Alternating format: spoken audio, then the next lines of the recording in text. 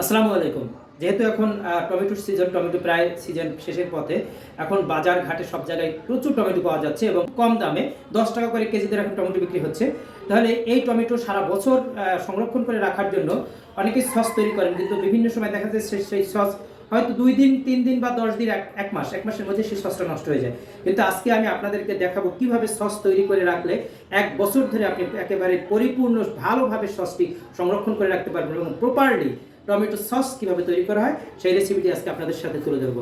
আসেন আমি শুরু করি সেই টমেটো সস তৈরির প্রক্রিয়া। আমি এখানে টমেটো সসের জন্য নিয়েছি পাকা পাকা এরকম টমেটো, গোল গোল টমেটো, বড় বড় টমেটো, আস্ত টমেটোগুলো দিয়েছি এবং রসুন দিয়েছি। এর মধ্যে দেখেন, সাথে দিয়ে দিচ্ছি কতগুলো গোটা শুকনো মরিচ।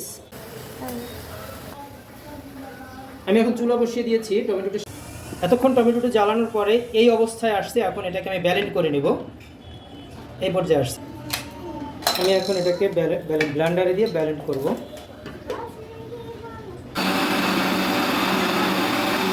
আমি এটাকে ছেঁকার জন্য এরকম একটা ছাঁকনি নিয়ে নিয়েছি। এটার মধ্যে আমি এগুলো ঢেলে দিচ্ছি যেন বিচিটা, অন্তত এর বিচিটা যেন এখানে বেজে যায়।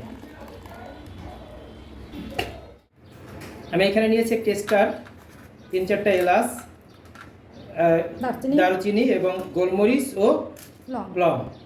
এটা হচ্ছে জালি ব্যাগ। এই জালি ব্যাগটার এক কর্নার সেরি নিয়েছি আমি। এটার মধ্যে এভাবে দিয়ে এটাকে এভাবে বেঁধে নিব। আমি এটা রেখে দিই। আমি এর মধ্যে দিয়ে দিচ্ছি সয়াবিন তেল। প্রথমে দিব হচ্ছে রসুন কিমা। এই রসুন কিমাটা আমি দিয়ে দেবো এর মধ্যে।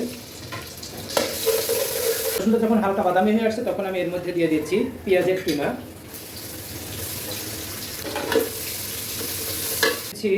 শুকনো মরিচ গুঁড়ি করা, একটু স্পাইসি ঝালের জন্য।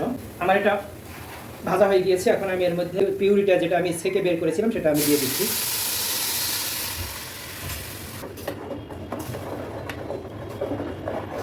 ভালো করে মিশিয়ে নিতে হবে। এর মধ্যে দিয়ে দিচ্ছি এই যে মশলাটা, সেটা দিয়ে দিচ্ছি। আমি এর মধ্যে দিয়ে দিচ্ছি একটু জিরা পাউডার, দেবো স্বাদ মতো লবণ। এটা হচ্ছে টেস্টিং সল্ট। এটা ইচ্ছে করলে দিতে পারেন, নাও দিতে পারেন। একটু শুকনো মরিচের গুঁড়ি দিলাম, একটু হলুদের গুঁড়ি দিচ্ছি, স্বাদ মতো চিনি,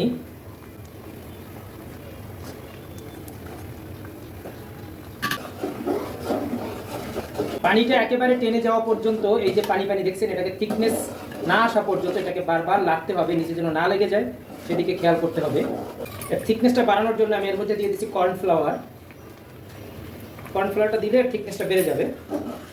এখন আমি এর কালারটা বাড়ানোর জন্য, এটা হচ্ছে কাশ্মীরি চিলি, সেই লাল মরিচটা আমি একটু গুলে তারপর এর মধ্যে দিয়ে দেবো। এটা যদি কেউ না থাকে ঘরে তাহলে সমস্যা নেই, এটা না দিলেও চলবে। আমি এখন এর মধ্যে কাশ্মীরি চিলি পাউডারটা আমি এর মধ্যে দিয়ে দিচ্ছি গুলে। বহুদিন রাখার জন্য ভিনেগারের বিকল্প নয়, ভিনেগার দিতে হবে। আমি এখানে একটা ভিনেগারের অর্ধেক পরিমাণে দিয়ে দিলাম। আমি যে ইয়েটা দিয়েছিলাম, মশলার যে ইয়েটা দিয়েছিলাম, এটা আমি এখন উঠিয়ে ফেলে দিব। ঘন সেই টমেটো সস এবং ঘ্রাণ বের হয়েছে। তাহলে বন্ধুরা, আমাদের এই ভিডিওটা যদি ভালো লেগে থাকে শেয়ার করে আপনি আপনার টাইম লাইনে রেখে দিতে পারেন এবং কমেন্টে জানাবেন কেমন লেগেছে আপনাদের। ধন্যবাদ সবাইকে। আসসালামু আলাইকুম।